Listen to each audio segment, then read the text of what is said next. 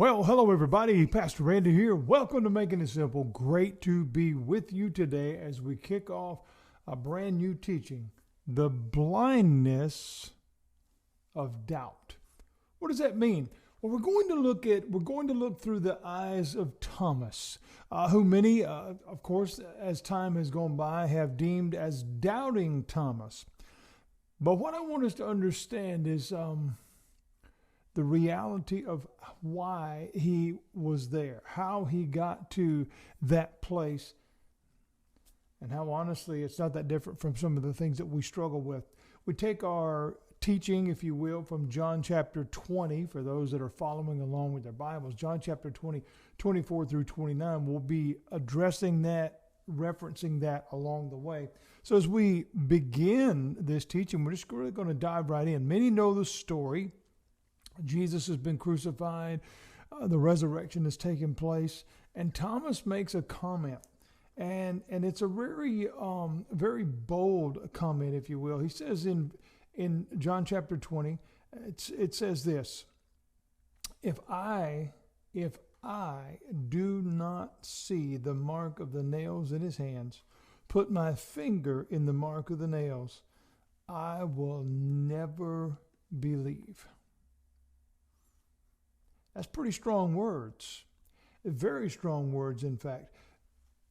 We're going to backtrack just a little bit. We're going to look through this story and see what's going on. What we find as the other guys are sitting around and talking, Thomas, it says, was not with them during the moments after the resurrection. They were all kind of scattered. They were dealing with, this was an intensely emotional, overwhelming moment that everybody had gone through. Very traumatic, if you will, because they had seen something that was horrifying. And if it had been just anybody, it would have been horrifying, but it wasn't just anybody. It was Jesus. The very one that they had concluded, and rightly so, but they had concluded was the answer to everything. This was the Lord. This was the Messiah. This was the Son of God. This was the one that was going to fix everything, change their life. And now he's dead. If you understand it through that way, then we begin to paint a picture almost instantly that is beginning to fill the canvas with a self-portrait, because we begin to put ourselves in that place and we begin to think, well, how would I have reacted? I asked that in our last teaching that we've been going through the eyes of Peter. But here what we're finding is an emotional battle that so many struggle with today, because again, we live in a skeptical world. Everything is filled with questions. Every seemingly statement has a question mark behind it. Is that real? Did that really happen? Did they really say that? We could go on and on. But what we find, okay, is in this text, is Thomas has said that, right? But prior to this, it says that, but Thomas, one of the 12, was not with them when Jesus came. So he didn't see him after the resurrection. He was not one of the ones that witnessed this. He was not one of the ones that some that thought was the gardener and some was walking down the road to Emmaus. He wasn't part of that.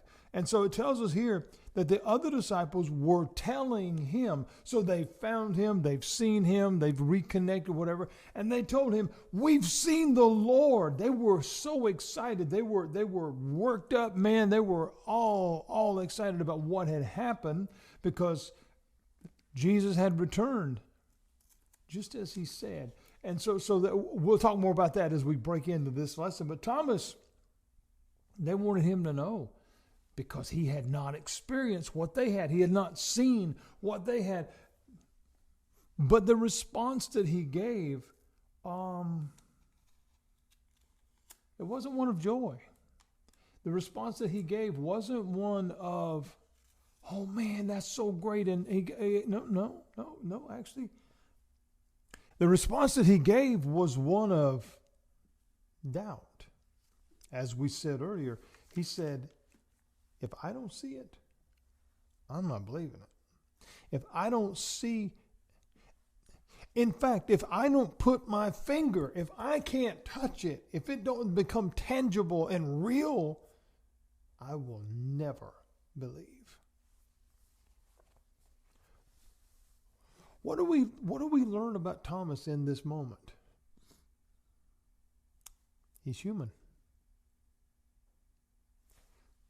The trauma of the crucifixion. See, friends, it affected all of them. We've never seen anything like that. When I was on the road, and I know I reference that career a lot, but friends, you got to understand, when you've been a part of something that was so real, it impacts you forever. Soldiers that have served, guys that have served on the road, everybody that's been through anything, that you'll never forget those things. And I remember certain scenes and certain areas that I worked in and left with visuals that are forever stamped into my brain. I can't escape that. They were real because they were right there. They were ugly and brutal and violent and all. They just saw something and witnessed something that was traumatic, that was unbelievable. And they didn't want to believe that it had happened because this was Jesus. This wasn't supposed to happen. Although he had told them it had to. But they didn't get that. They didn't understand that. We're not giving anybody a pass. But at the same time, we're also beginning to understand the humanity of all of this. Most of us learn in this journey that we call life, and that part of that journey is doubt. I want to ask you that are listening today, have you ever doubted anything?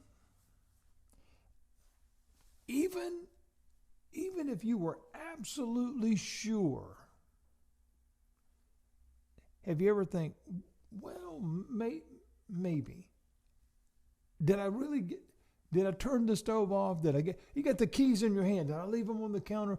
We've done that.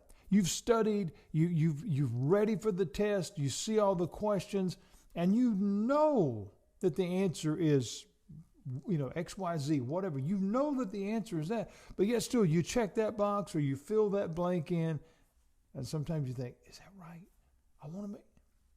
That's part of the journey, friends. That is part of the journey. So we see Thomas's response. I will never believe if I don't see it, if I don't touch it, if I don't experience it. I will never believe. Was he angry? No. I think what we can figure into this, if we understand how this is presented, he was overwhelmed. He was overwhelmed. See, as we are introduced to this, it tells us that he was not with them, okay? What we also read in prior chapters, prior verses, as the others, well, they didn't believe it either at the very moment. They all felt like it was over. They all struggled. We read on the road to Emmaus that they're talking in past tense. Well, we thought he was the one. We thought he was the answer. They were wrestling with what to do now. It's kind of over. The one that we thought was it is gone. But he had told them, I'll be back in 3 days. So what we find is that doubt is more of an emotional response rather than a reversal of position. And we're going to leave with that today because we're going to get really deep into this, and I want you to look at Thomas through our eyes. And I believe we're going to conclude a different point than oftentimes what we're taught. And we're going to understand the blindness of doubt. God bless you. Lord willing, I'll see you tomorrow as we start this brand new teaching right here at Making It Simple.